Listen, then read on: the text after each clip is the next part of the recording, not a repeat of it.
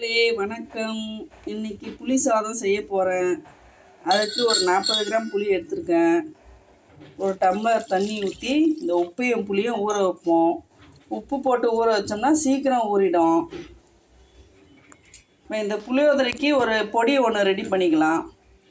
ஒரு 5-6 வரமிளகா, மல்லி 1 டீஸ்பூனு, 1 டீஸ்பூன் சீரகம், 1 டீஸ்பூன் வெந்தயம், கொஞ்சம் உளுத்தம்பருப்பு, கொஞ்சம் கருவேப்பிலை போட்டு பெருங்காயம் போட்டு வறுத்து பொடி பண்ணிப்போம். ஃபஸ்ட்டு முதல்ல ஒரு சின்ன கடாயை வச்சு நம்ம இது எல்லாத்தையும் வறுத்துப்போம். ஒரு 1/2 கிலோ சாதம் செய்ய போகிறேன்.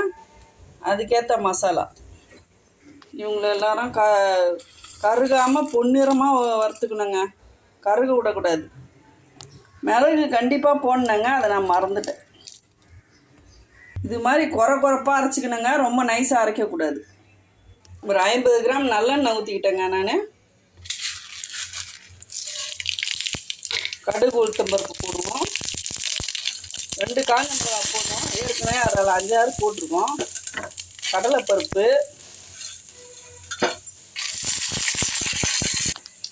கொஞ்சம் வேர்க்கடலை,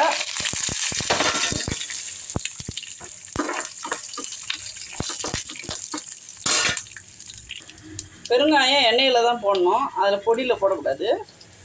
நல்லா கூட கொஞ்சம் ஒரு 1/2 ஸ்பூனுக்கு மேலே போட்டுங்க.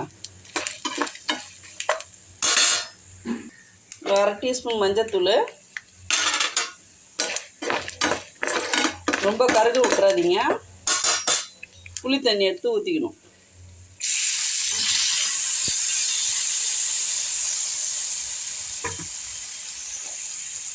நல்லா கொதிக்க விடுங்க.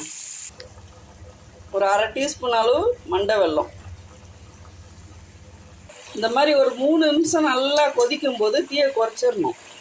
தீயை குறைச்சிட்டு நம்ம அரைச்ச எல்லா மசாலையும் போடணும். ஸ்பூன் கணக்கெலாம் கிடையாது.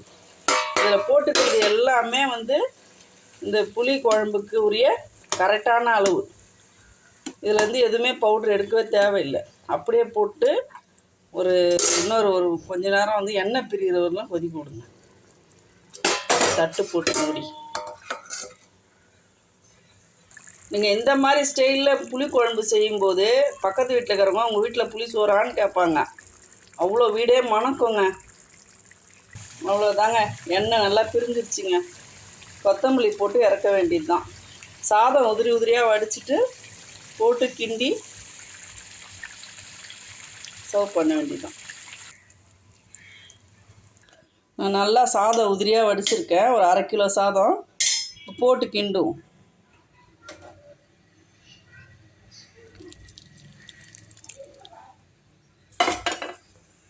நீங்கள் இந்த மாதிரி ஸ்டைலில் செஞ்சிங்கன்னா புளி சோறு, சில பேர் சொல்லுவாங்க புளி சாதம் சாப்பிட்டோம்னா நெஞ்சரிச்சலாக இருக்குன்னு.